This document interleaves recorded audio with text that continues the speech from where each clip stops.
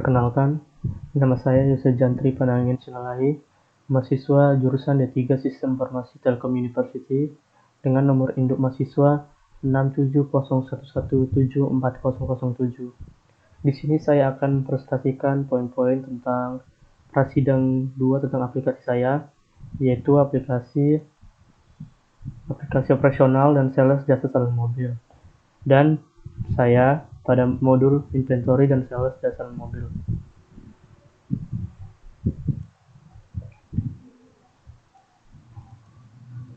Latar belakang. Yang pertama adalah curah hujan yang tidak dapat diprediksi. Yang kedua adalah jumlah kendaraan yang banyak.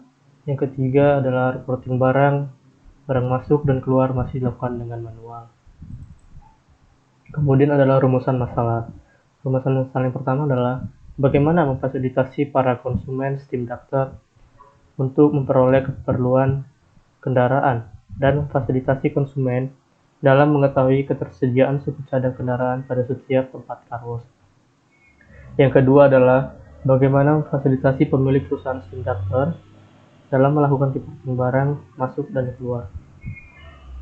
Kemudian adalah dalam metode pengerjaan saya menggunakan metode waterfall, di mana dilakukan secara bertahap. Yang kemudian ini adalah jadwal dari pengerjaan aplikasi saya yang dimulai pada Agustus 2019, yang dimulai pada analisis, desain, pemrograman, yaitu pada Februari, pengujian, instalasi, pelatihan, pemeliharaan, dan dokumentasi. Ini adalah proses bisnis yang berjalan pada tempat perusahaan car wash yang ada, yang masih dilaksanakan. Dan kemudian ini adalah proses bisnis usulan yang akan kami bangun pada aplikasi kami. Sungguh sangat berbeda. Dan ini adalah use case diagram, di mana ada dua aktor, yaitu pegawai dan pemilik. Karena saya ada pada bagian inventory, yaitu antara pegawai dan pemilik. Ini adalah ERD yang untuk membangun aplikasi kami. Segala database-nya dan data-data ada pada di sini semua. Ya, untuk poin-poinnya saya rasa cukup demikian. Untuk tahap selanjutnya adalah saya akan langsung mendemo aplikasi secara langsung. Nah, ini adalah tampilan login khusus admin. Ini ada jadi ini untuk login buat admin saja, tidak bisa akun yang lain. Dan kebetulan saya sudah membuat password dan username dan password untuk admin. Di sini saya ada buat dua akun. Ini adalah username akun yang pertama, akun yang kedua. Dan ini adalah password untuk kedua akun.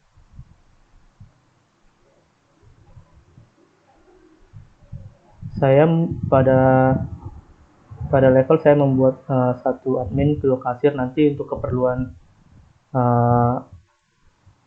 untuk setiap admin ada bagian khusus buat inventory, ada juga bagian transaksi. Nah, untuk aplikasi ini saya khusus bagian admin, dimana saya yang pertama membuat akun username admin, dan yang kedua passwordnya adalah saya buat admin. Nah, setiap login yang dilakukan pasti akan ada tampilan seperti ini atau login hasil. Nah, ini adalah tampilan dashboard atau tampilan utama untuk admin ketika dia sudah login. Nah, di sini saya mempunyai beberapa menu. Yang pertama ada produk. Produk ini terdapat dua bagian, yaitu kategori produk dan kategori jasa. Nah, ketika kita admin tersebut mengikuti kategori produk, di sini akan muncul beberapa data yang telah diinputkan sebelumnya, jenis-jenis produk. Di sini ada 9 data produk dan kita dapat menginputkannya. Misalnya namanya adalah kita buat ban, jenisnya kita buat Brickstone, satuannya adalah box misalnya, dengan harga 2.500.000. Kita save. Nah, setiap penyimpanan data ataupun setiap melakukan login penyimpanan data, semua saya buat tampilan data berhasil disimpan. Nah, data yang tadi baru kita inputkan sudah masuk pada bagian ini, yaitu nama ban Brickstone, jenisnya Brickstone, satuannya box dengan harga 2.500.000. Ketika kita mengupdate, misalnya ini kita buat satuannya pieces dan kita update harganya 2.500.000. Nah, data berhasil disimpan. Nah, otomatis datanya sudah dapat berubah, yaitu satuannya tadi sebelumnya box sudah menjadi pieces dengan harga 2.500.000. Seperti itu kita melakukan update atau edit. Kita melakukan delete. Nah, data berhasil dihapus. Otomatis data yang kita save tadi sebelumnya sudah terhapus. Kemudian di bagian produk yang kedua ada namanya kategori jasa. Untuk kategori jasa ini juga sama, ada data sebelumnya yang telah diinputkan. Ini tampilannya data-data tersebut. Ketika kita masukkan data kembali juga bisa. Tentunya datanya adalah service. Jenisnya adalah service ring misalnya. Kita buat service ringan, harganya kita buat misalnya Rp60.000. 60.000 kita save. Nah, datanya sudah masuk, service ringan. Kita juga dapat mengupdate ataupun edit agar lebih seimbang saja. Kemudian kita dapat mengupdate misalnya service ringan mobil dengan harga kita update misalnya 100.000. Nah, data berhasil disimpan. Servis ringan mobil 100.000 tadi sudah diupdate dengan harga sebelumnya 60.000 dan jenisnya servis ringan saja. Kita juga dapat menghapus, misalnya kita sudah menggunakannya. Nah, data berhasil dihapus. Nah, servis ringan tadi tidak ada lagi. Kemudian ada data supplier.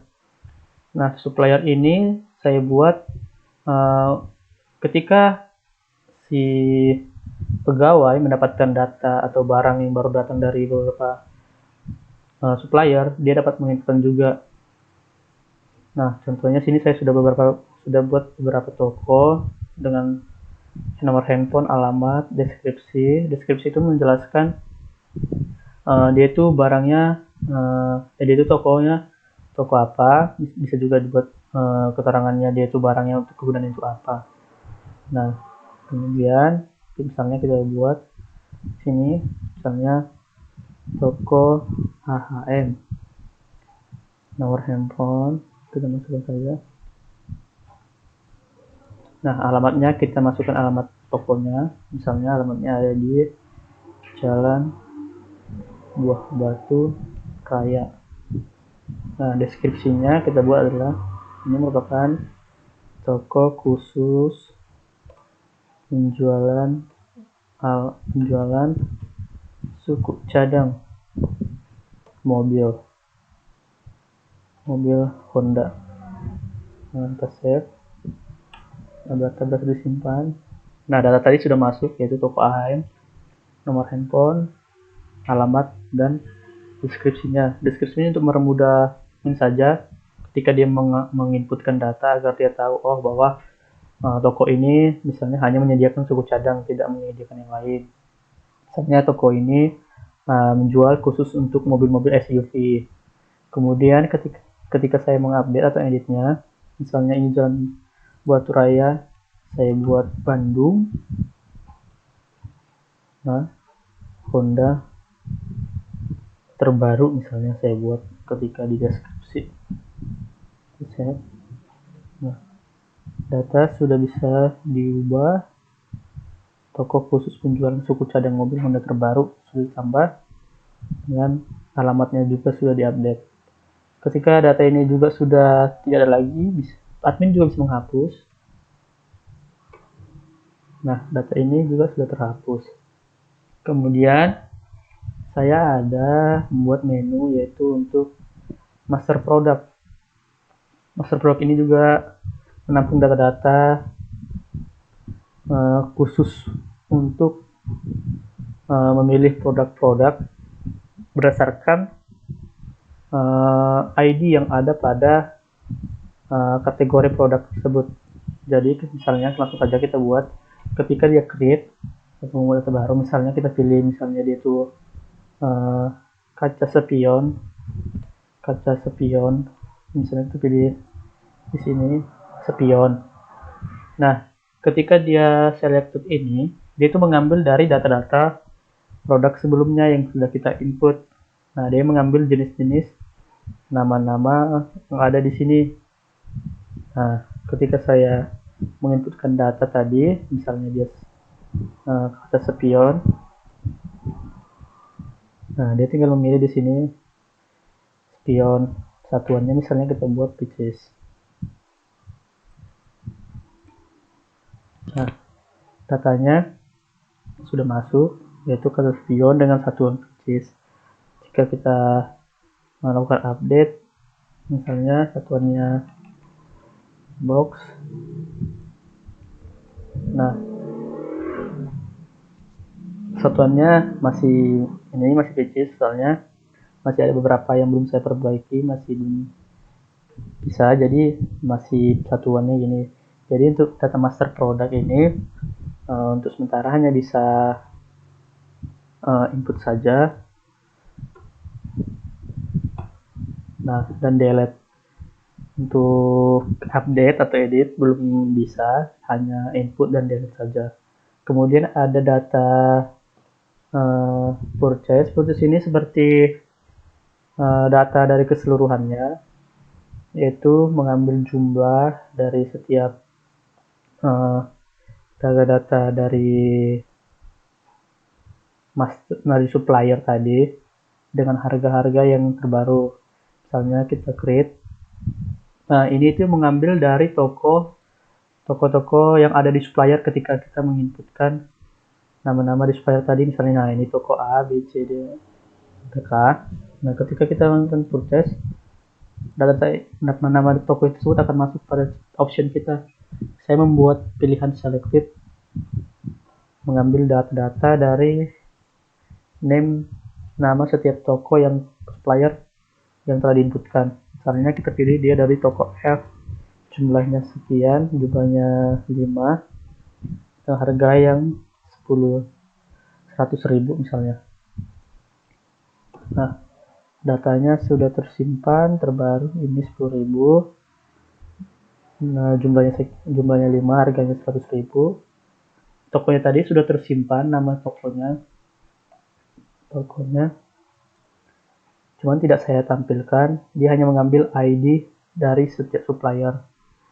Nah, supplier ini ID setiap supplier yang kita inputkan tadi. Kemudian untuk update-nya, nah di sini masih memilih ketika update masih memilih suppliernya. Sebenarnya saya ingin membuat bahwa setiap diedit akan muncul nama data sebelumnya pada supplier ini, cuman belum bisa, masih dalam progres. Untuk sementara masih harus pilih lagi, tapi untuk jumlah dan harga sudah muncul otomatis.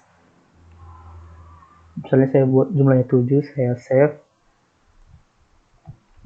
Nah untuk jumlahnya juga masih belum bisa, jadi masih ketika edit supplier masih belum berjalan dengan belum semestinya. jumlahnya belum dapat diedit, tapi ketika di delete, nah data juga bisa terhapus. Untuk aplikasi saya kemudian saya masih ada satu lagi, yaitu pada akun admin dia dapat logout. Nah, misalnya kita nih login, saya sudah membuat validasi pada akun admin, misalnya di login. Nah, dia ini sedang masuk pada dashboard admin. Ketika kita copy nih linknya, kemudian kita logout, nah seharusnya kan dia masuk ke halaman dashboard. Nah, tapi saya sudah membuat validasi, jadi dia sudah logout, tapi dia mengcopy link dashboard, jadi dia tidak masuk, dia bisa masuk, dia harus login dahulu. Nah, begitu juga ketika dia sudah logout, mau gimana pun dia tetap harus login dulu. Saya membuat validasi pada bagian admin.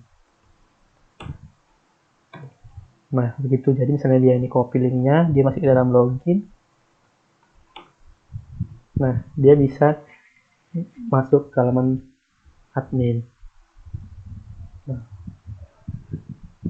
mungkin sekian dari aplikasi saya, sekian progres dari aplikasi saya. Tadi adalah beberapa progres dari aplikasi saya untuk persidang kedua ini. Saya untuk kemudiannya saya kekurangannya saya mohon maaf dan saya ucapkan terima kasih.